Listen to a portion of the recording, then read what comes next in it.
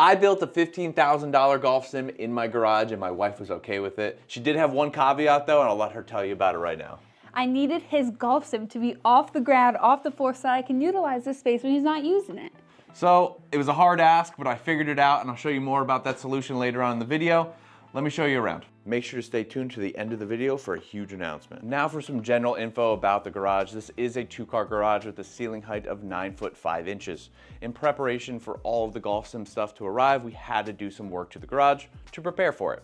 We ended up painting the walls a nice dark blue. Not sure why, we just really liked the look of it. And then we had to redo the lighting. There was only a singular light bulb in the middle of our garage lighting the whole area, and that wasn't gonna cut it. So we ended up going with an H-track that was a module solution that allowed me to then run that track from almost the full width of our garage, allowing me to put lights wherever I needed them to light the hitting surface as well as other things around the room. And then we had to redo the flooring to prep for the hitting surface. So we knew the thickness of the hitting surface, and now it was my job to find materials to build up to the exact same height as the hitting surface so I can now cut it into the floor, and it would be a seamless transition from the hitting surface to the carpet and foam panels. So I'll show you that solution right now. The first layer of flooring are these foam interlocking tiles from Amazon. These are 1 inch thick and they are super durable. I was surprised at how non-squishy these were, but they also still helped with the deadening of the balls when dropping from the impact screen. After this, we went with industrial grade carpet from Lowe's. We went with a 20-foot wide roll. We went wall to wall with it. And again, we went this color because I thought it went really well with the wall color we went with, the dark blue. Between the thickness of the foam tiles and the carpet, we almost nailed the same height as the hitting surface. There is a slight difference, but it's not enough to really notice or to trip on. For the hitting surface, we went with the 4x9 Hotshot hitting mat from Gung Ho Golf. We got all of our products for our sim from Gung Ho Golf, and we will show you all of those products in just a few minutes.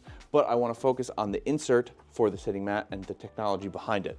So when hitting, you have give to this section. This allows you to take divots as realistically as possible. Obviously, this is not outdoors, so they're trying to mimic it as best as possible. The technology behind it, and I'll show you that right now, are these 3 foam strips and a piece of plastic. I know it doesn't seem like a lot, but the feel of when you're hitting it and you get that clean contact, it does feel like outside golf.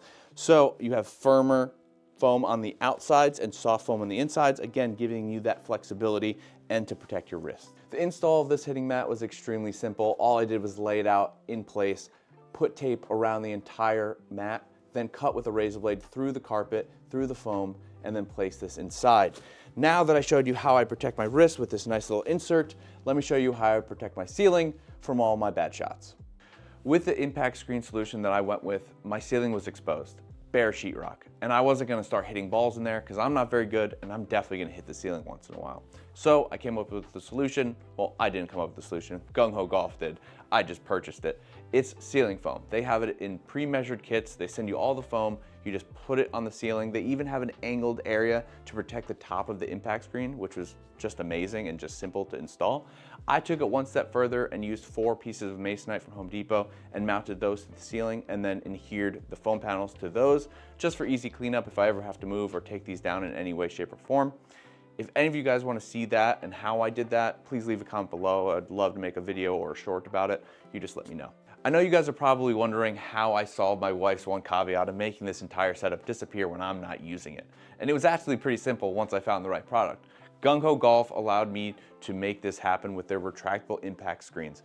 With a click of a button, these impact screens actually get motorized up and you can bring them back down whenever you want to use them. So again, when I'm not using this, nothing is here. I have a seamless transition between flooring and the hitting mat. All of the things that I need to use are mounted to the ceiling, including all the technology that runs the system. So thank you again, Gung Ho Golf, for making this possible, because without it, I wouldn't have a golf sim. So thank you. Just for reference, I'm 6'1", and this is the size of my impact screen. For my main screen that I'm hitting into, it is 13 feet left to right, and obviously the distance from floor to ceiling. On the left and right side, I have these lovely screens that protect myself from any shanks and bad shots that I have so they don't hit anything else in my room, and those are 4 feet deep. So with one click of the button, this is how I keep my wife happy. So I use this remote and I click it one time and all of my screens at once rise completely out of the way so she can utilize this space any way she wants to. Each of these screens is weighed down by a metal bar that's attached into a loop in the bottom of the screens. I don't want to hit that with a golf ball, so to protect myself, I put a piece of gutter foam on the bottom, protecting it with a piece of turf laying on top of it. So if anything goes down and hits that lower part of the screen, it actually gets popped up and hits the screen instead of hitting that bar, just to protect myself. And now it's time for the fun stuff. All the tech that runs my entire setup. A large majority of my budget did go to this, and we're talking about my launch monitor, the ProTee VX. I'm not going to go into great detail about the ProTee VX. There's just so much to cover and so many great details that I should mention, but I'm just going to focus today on the things that made me choose it for my setup.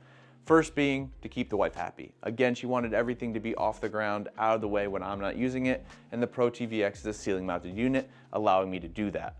On top of it, it links with GS Pro, the software I wanted to use from the very beginning. I fell in love with all the reviews and all the courses and how it looks. It just made sense for me to find something that connected to that software seamlessly. Also, a huge thing for me was not needing to put stickers on my clubs or use specific balls. A lot of launch monitors nowadays need that to work, and this one doesn't, which really was a huge plus for me, because if my friends come over with their clubs, I don't need to be sticking stickers on their clubs and telling them, hey, use this ball. They can use whatever they want, whatever makes them comfortable. And now for what is going to run this entire setup and run that software, run the ProTee VX software and do everything it needs to do to make this system run, my computer. This is my wife, Allie's computer. Now that we have a newborn and he's almost 6 months, she wasn't gaming anymore, so I stole the computer from my golf sim. This thing has a 3090 i9 10th gen and 32 gigs of RAM, giving it plenty of strength and power to do everything I needed to do, including run my GS Pro, my ProTee VX, and all the streaming software so I can stream to TikTok, Twitch, and YouTube all at the same time. On top of that, this thing has the power to run 4 different displays with the 3090. The first being the HyperX Armada 27-inch. This is at the desk location and allowing me to do any of my basic needs. The second monitor is the Samsung TV. That's the one that's directly above me now. That allows me to display all of my ProTee VX hitting data and shot data so my audience can see that on my live streams. My third display is actually a TV located on the opposite side of the garage, which is in the direction I'm facing when I'm golfing. I display my chats for TikTok, Twitch, and YouTube on there. I also watch sports when I'm not live streaming, video games, anything I want to watch is on that display. The last and most important display is the BenQ 1080p short throw projector. This is what does it all for me. This is what projects my display of GS Pro on my impact screen. The cool part is that it's short throw, so I can actually have it really close to my impact screen and not have my body cast shadows on the screen, which was the most important thing for me. I didn't want that, and I wanted that full immersion into GS Pro. Along with all the cool stuff in my setup, I still wanted to make the setup my own. So I got my favorite golfer's jersey and I hung it up. I got a rack for my clubs, I got a club keyboard to make it a little bit more immersive and allow me to limit the trips back to my keyboard and mouse to run GS Pro. These things made my life a little easier, but if you guys have any suggestions on different things on your setup or that you've seen on the internet that you think I should try, please leave them in the comments below. I'd love to give them a shot. And also, we have a huge announcement right now. If you guys made it this far, thank you so much. We have a big announcement for you guys. We are starting a golf channel called Bar Talk Golf. This is where me and Allie are gonna be posting everything golf related to that channel. We are on all socials, so go check us out. And without further ado, I'm gonna hit a shot and hopefully it's not a bad one. So thank you guys for being here. I love you, I appreciate you, and don't judge my swing.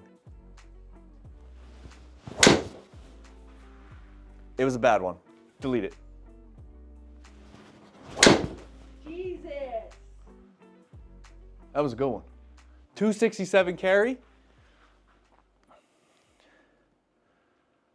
Yeah, we just put that one in front of the other one and we'll be fine.